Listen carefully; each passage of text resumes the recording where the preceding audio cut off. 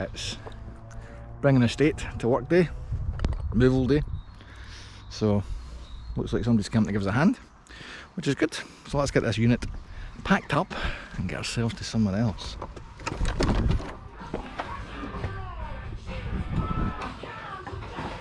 Hello. We made a list. We did.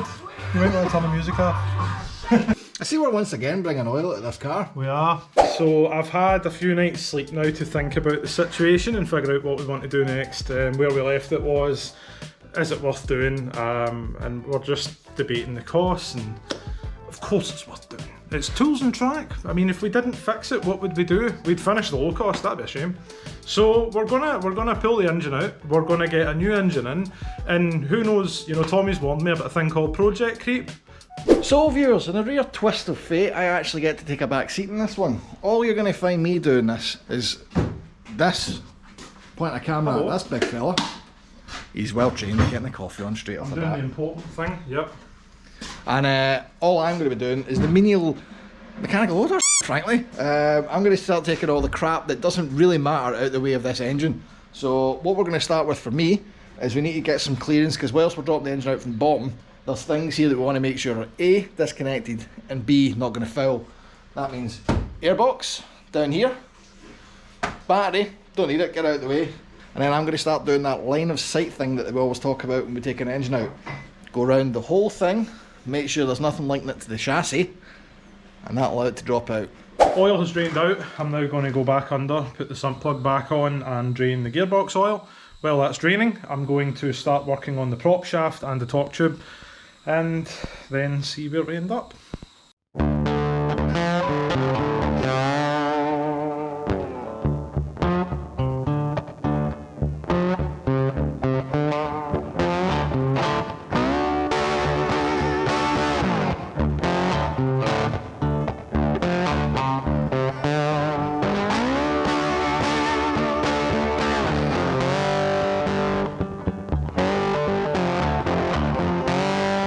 Whilst mechanical hodor is removing fluids, we're going to have a wee discussion about underneath here. Now, as we have decided, we're going to start taking off the subframe and the engine as one. Unfortunately, the subframe acts on a lot of things. In fact, just about everything on the front of the car associates to it.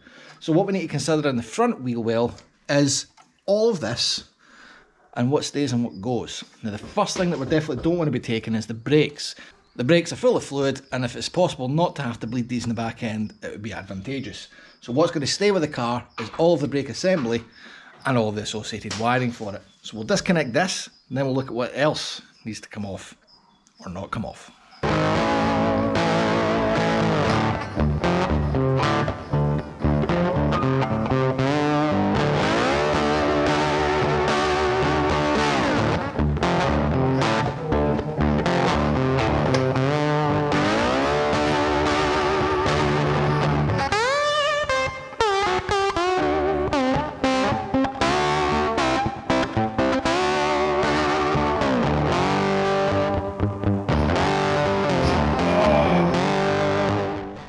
So, this is a problem. The MX5's ECU appears to be, for reasons best known to Mazda, safety locked. So if we want to get these plugs out, we're going to have to drill out these little nuts in order to get access to the plugs to get them out.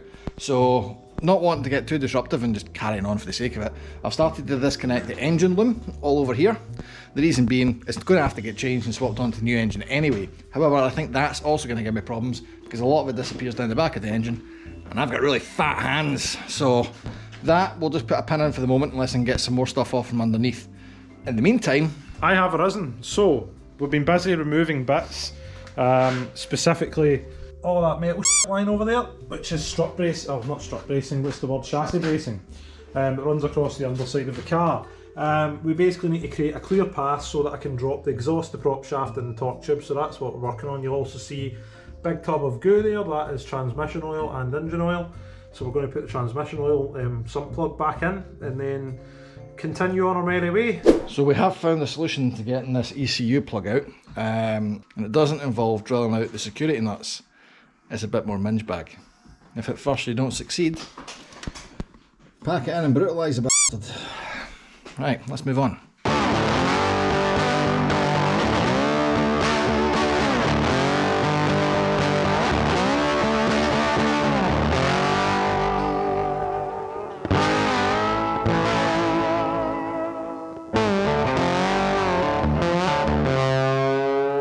Aye, so we have now got most of the plastic crap out the way. I say crap, thank you Mazda for having it, because it's literally what stopped the NC from rusting to pieces. So we're just removing it so that we can get in. Obviously there's another one. So that we can get in and take the bumper off, which will ultimately lead to much success and happiness in life. I think it actually says in the Quran, taking bumpers off brings enlightenment, something to that effect. No, it's taking the bumper off brings access to lights. That's the... Ah, did I misread it? Aye. That wasn't the Quran, it was the Haynes guide for disassembling an MX5.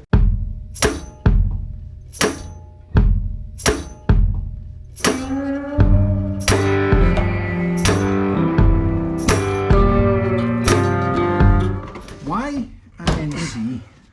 Why an NC? That's a really good question. The NA and the NB are great little cars, but they have a total absence of interior space and refinement of any sort. Like, this car isn't refined, don't misunderstand me, but it's got little creature comforts. Like, it's bigger for a chap my size. That is quite an important factor. And I think it looks nicer. I mean, obviously beauty is in the eye of the beholder and all that, but it's got these sort of flared arches on the go. It's bigger, but it still weighs the same. So I love the NC. I think it's a great car. That's why. There is no real reason. It's just I f***ing wanted it, right? We're about to go underneath and try and drain out the coolant. Now, on the radiator there looks to be a coolant drain plug, something which I don't think I've ever used in my puff, because I really enjoy lying on a wet garage floor. However, today I would really like to have things a bit easier for me. So I have a feeling that this is the correct screw. Do you think it's going to be correct? Oh, I can see moisture. This is positive. I should have took my gloves off before I started this, so I don't have warm hands all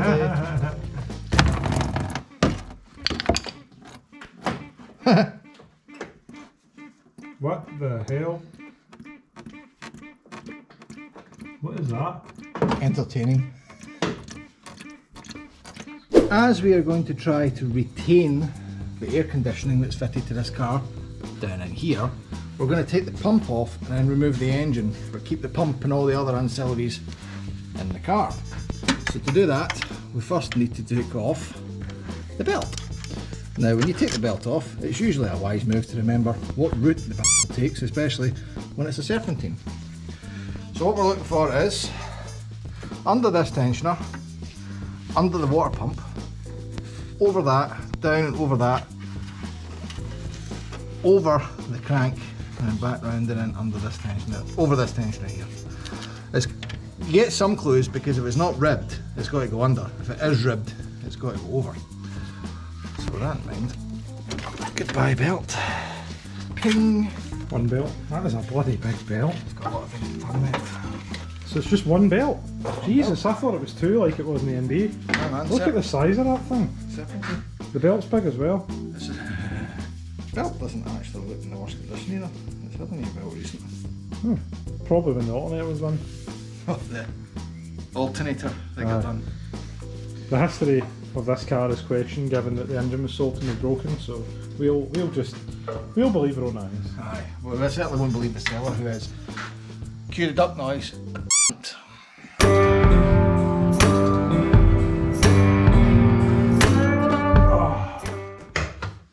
Well, props to you, mate. You got that one out. That wasn't half as bad as I feared. So we've been talking while we've been working, and everything so far that we're sort of worried about, the exhaust and so on, has come off. It's been a challenge, but it's not been like, you know, getting the hydraulic gun out and trying to cut new threads challenge. And even the prop, once the bolts were broke, that was it. It just fell out. So this has been a great experience for me so far.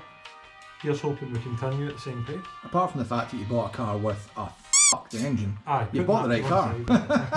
It's a really nice car. Yeah, we reckon it's been kept indoors, and I'm the fourth owner. It's 14 years old, so hopefully the owners that have had it prior to me, barring the most recent one, have taken care of it. And even the exhaust, as we said, there she is. Fell off with 4 bolts and literally no dramas. It has a wee bit of surface rust, but other than that. Meanwhile, I'm up the front. Now, I've managed to drain off all the power steering fluid, so that's looking emptier.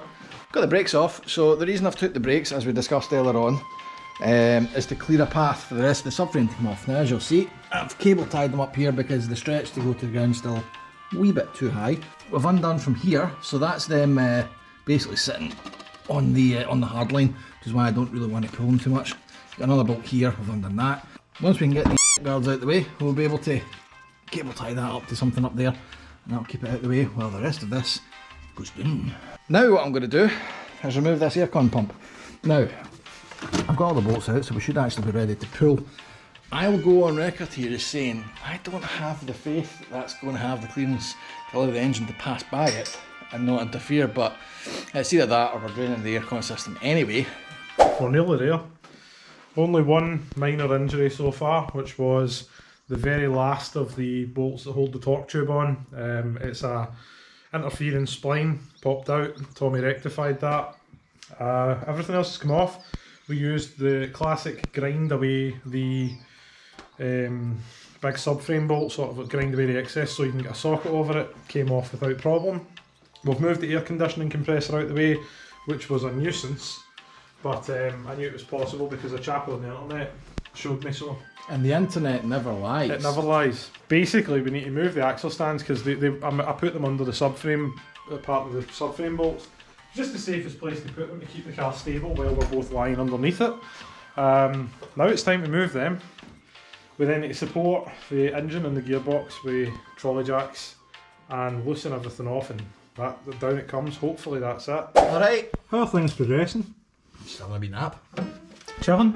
Aye, the progressing with the usual success you find when you believe things on the internet. What we're choosing to believe now is that you can just move the clutch sleeve cylinder out the way and drop the engine past it. Now if it was one big flexi line I'd believe you, but the whole thing's hard piped all the way up the side of the engine, so exactly how much flex we're going to have here remains to be seen, but in the interests of proving the internet right, or more rather proving it f***ing wrong, I'm going to take it out anyway and see what it does for us. But my vibe is this is just going to cause us more grief, so we'll see. Well, I've made you a coffee if you'd like to come and try that. Oh, absolutely. As far as the rest of it goes, this really is the last pole in the tent. The back end is on the deck so that we've got a bit more stability, and also so that we can more easily manoeuvre the car away from the subframe and the engine. Tommy's cleared line of sight around the side of the engine, so apart from the clutch line. Apart from the clutch.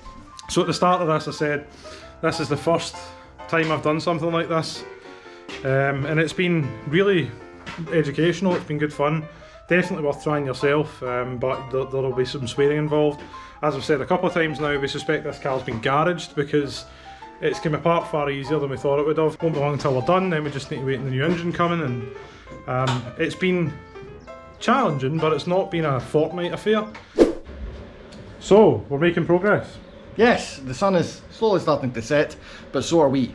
As you can see, we have lashed the front of the car up using only the finest of industrial strops around the crash bar, which, all going well, should keep things in place. We've got the subframe sitting on the jack, which is good, and most of the engine seems to be clear. We're just gradually bringing her up higher and higher so that we can get the engine out. We did have a slight mishap with the steering, which is something to be very wary of if you are doing this. The knuckle for the steering would not disengage off the steering rack, and then the engine slipped a couple of inches and it pulled the steering wheel into the dash. The clip that holds it on, or the clamp, looks like it has tolerance for this, so we're hoping we can repair it without too much drama, but otherwise things are going well, so Great success. wish us luck till we continue. Yes, up we go.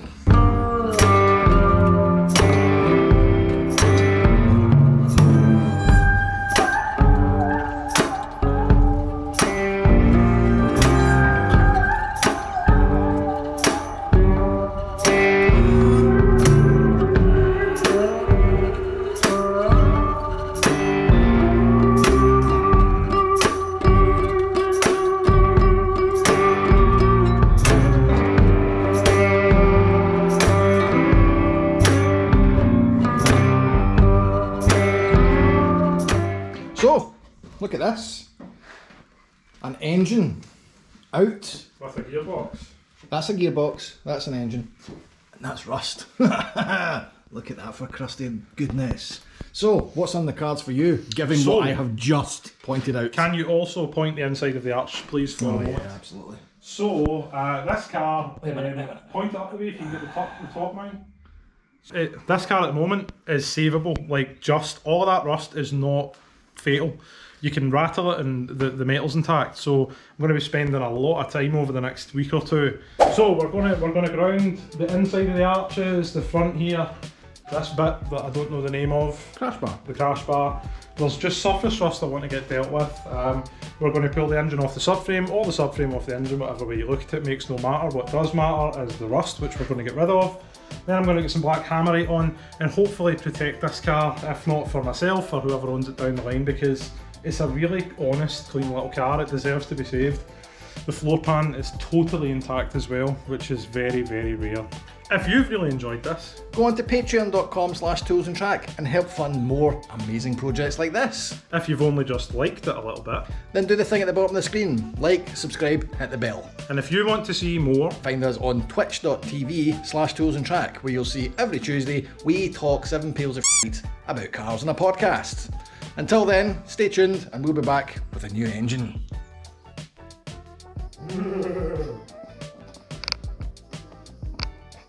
That fucking specimen of a man.